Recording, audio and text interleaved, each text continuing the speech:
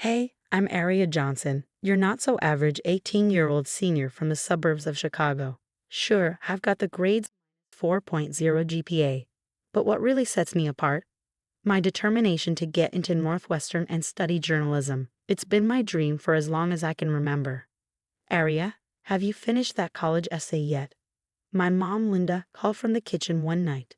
I glanced up from my laptop, eyes bleary. Almost done, just putting the final touches on it. My dad, George, popped his head in, grinning. That's my girl. Keep up the great work. They were supportive for sure, but sometimes I'd catch them sharing these strange, anxious glances when they thought I wasn't looking, like they knew something I didn't. Balancing school and my part-time job at Cafe Grind wasn't easy, but I powered through. College isn't cheap, and I was determined to make it. My best friend Tyler popped by the cafe one day and asked, "Yo, Aria, how's the college grind?" I rolled my eyes. I'm drowning in applications and essays, but I'm not giving up. That's why you're going to crush it. You've got this, he said with a grin. Later that week, my boyfriend Marcus surprised me at work. You look stressed, he said, leaning over the counter. Everything all right? Just the usual college panic, I sighed. Sometimes I wonder if it's even worth it. Marcus took my hand, his eyes softening. Are you kidding? You're the smartest person I know. Northwestern won't know what hit them. Their support meant everything. I had no idea how much I needed soon. It was a Thursday when everything changed. I came home to flashing lights and police cars parked outside. My heart dropped. Miss Johnson, an officer approached me, his face serious. There's been an accident. Your parents, they didn't make it. The world shattered around me. Just like that, they were gone. A weekend trip that ended in tragedy. The next few days were a blur of funeral arrangements and endless paperwork. I moved in with Aunt Sarah, who tried her best to be strong for both of us. Aria, honey, she said one night, her voice breaking. What about your college plans? I wiped away tears. I don't know, Aunt Sarah. But I can't give up now. Mom and Dad wouldn't want that. So I threw myself into applications, scholarships, and extra shifts at the cafe. Anything to keep my dream alive. You sure you're okay? Tyler asked one day at school. I nodded, unable to speak. Marcus was there too, always with a hug when I needed it. You're the strongest person I know, Aria. You've got this. But something gnawed at me, like there was more to my parents' story. I couldn't shake the feeling that they were hiding something, if only I knew how right I was. 2 years into Northwestern, and I was barely hanging on. Between classes, my job at the campus bookstore, and weekend shifts at Joe's Diner, I was running on fumes.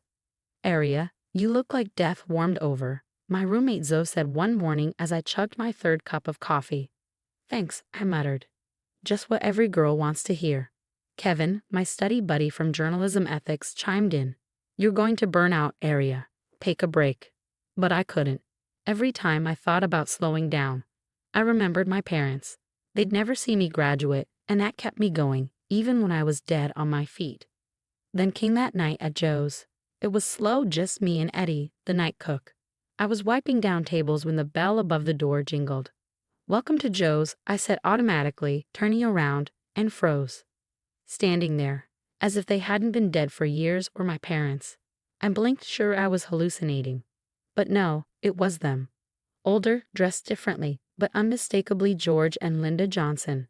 They didn't see me at first, too busy arguing in hushed tones as they ordered coffee to go. When they turned to leave, my dad's eyes met mine. He paled, grabbing my mom's arm. George, what's wrong? She asked, before following his gaze and spotting me. Oh my God. I finally found my voice. Mom? Dad? How are you alive? They bolted. I chased them into the parking lot, my mind reeling. Wait. Stop. How could you do this? My dad turned, his face stricken. Aria, we can explain. Explain faking your deaths, abandoning me. My mom stepped forward, her face filled with regret. We were in trouble, honey. Financial trouble. We thought this was the only way out. The only way out. I choked, my voice trembling with anger. Do you have any idea what you put me through? My dad shook his head, guilt etched across his features. We never meant for you to find out. We just wanted a fresh start. A fresh start? Without me? Tears streamed down my face. the weight of their betrayal sinking in. "I thought you were dead. I mourned you." They stammered out more excuses, but I couldn't hear them anymore. My mind was spinning as they hurried to their car and sped away, leaving me crumpled on the asphalt, my world shattered all over again. I fumbled for my phone and called Aunt Sarah, barely able to get the words out through my sobs. She rushed over and held me tightly as I wept. "I had suspicions," she admitted later, gently stroking my hair. "There were things that didn't add up, but I never had proof." I wiped my eyes. "What do we do now?" Aunt Sarah's gaze hardened. "We find out the truth. All of it."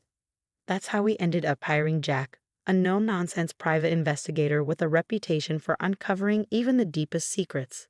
"It won't be easy," he warned us, his eyes serious. "People who go to these lengths to disappear cover their tracks well." "I don't care," I said firmly. "I need to know why they did this, why they left me." Jack set off to dig into my parents' deception, while I tried to focus on school. But it was impossible. My entire life felt like a lie, and I was determined to uncover the truth, no matter the cost. Weeks passed, and I barely slept. Then, one evening, Jack called with news. His voice was steady, but the words felt like a punch to the gut. "Your parents used forged death certificates," he explained. "They had help from a lawyer named Maxwell Green, a real shady character." I gripped the phone tighter. "Where are they now?"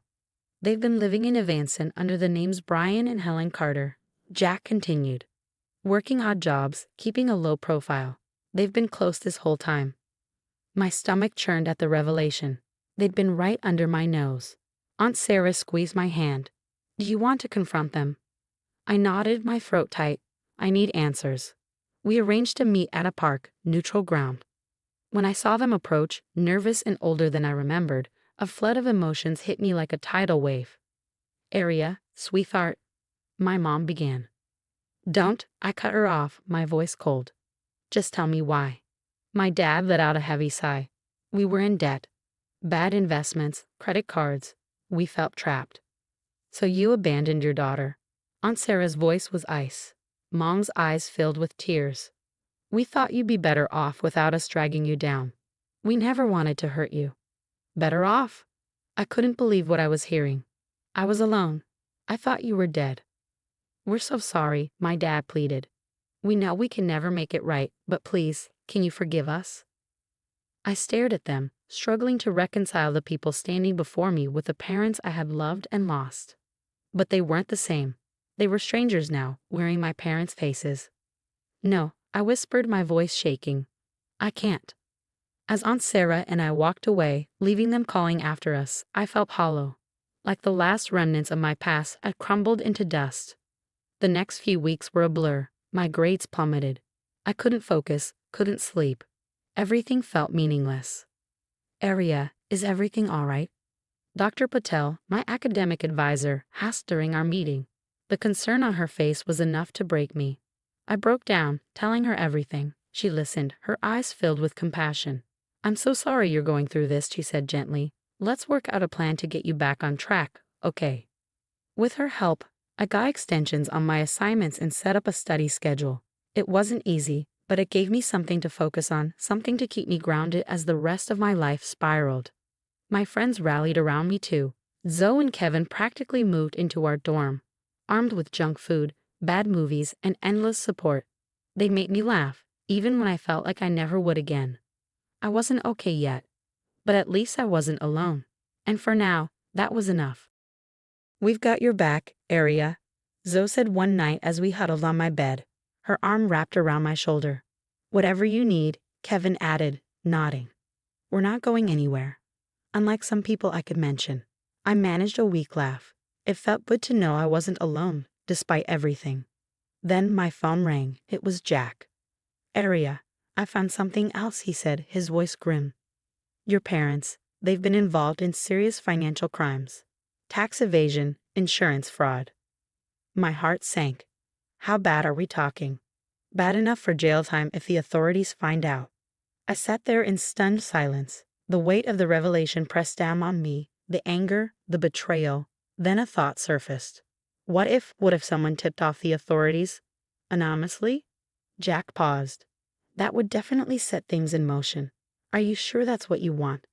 I hesitated, thinking of the sleepless nights, the tears, the lies, the life I had to rebuild on my own. The struggle, the pain, the loneliness. Yes, I said finally, my voice steady. It's time they face the consequences. That night, I sent an anonymous email to the authorities detailing everything Jack had uncovered. As I hit send, I felt a weight lift off my shoulders. Whatever happened next, I knew one thing for sure.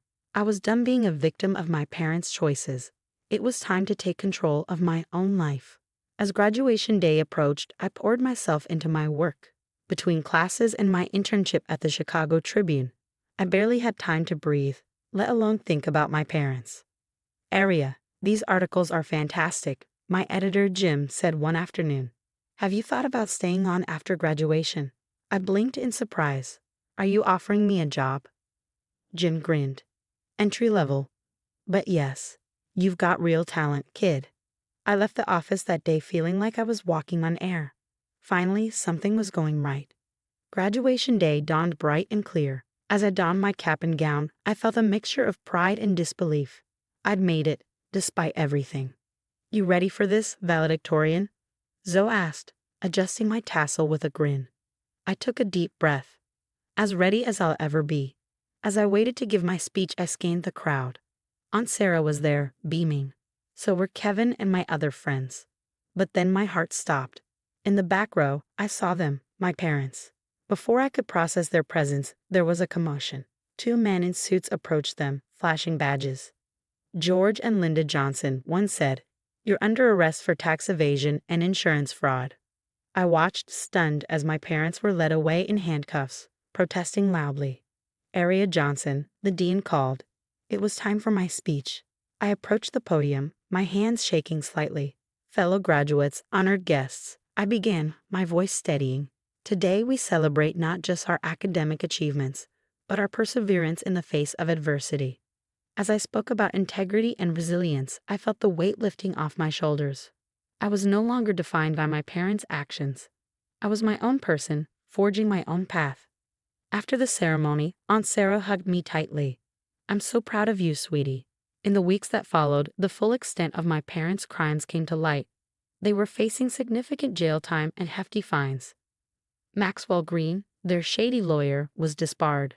The insurance company they had defrauded came after them with a vengeance. Despite the closure, I still felt unsettled. That's why, when the Tribune offered to transfer me to their New York office, I jumped at the chance for a fresh start. "You sure about this?" Kevin asked as he helped me pack. I nodded. "I need a change of scenery. Besides, Aunt Sarah's moving there too for her new job." Zoe handed me a box. "Just promise you'll visit, okay?"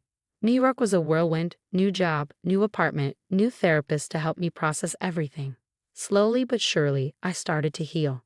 One day, my editor called me into his office. "Aria, that series you wrote on financial fraud? It's gone national. People are calling for reforms." I smiled, thinking of the anonymous sources I'd cultivated. People like me, affected by financial crimes. That's great news. As I left work that day, my phone buzzed with a news alert. George and Linda Johnson face additional charges for newly uncovered fraudulent schemes. I paused on the busy sidewalk, letting the information sink in. Then I put my phone away and kept walking. Their story wasn't my story anymore. I had my own path now, advocating for students struggling with college expenses, shining a light on financial crimes, building a life I could be proud of. Whatever came next, I knew one thing for sure. I was ready to face it head on, with integrity and strength. The journey hadn't been easy, but it had made me who I am. And you know what? I wouldn't change that for anything.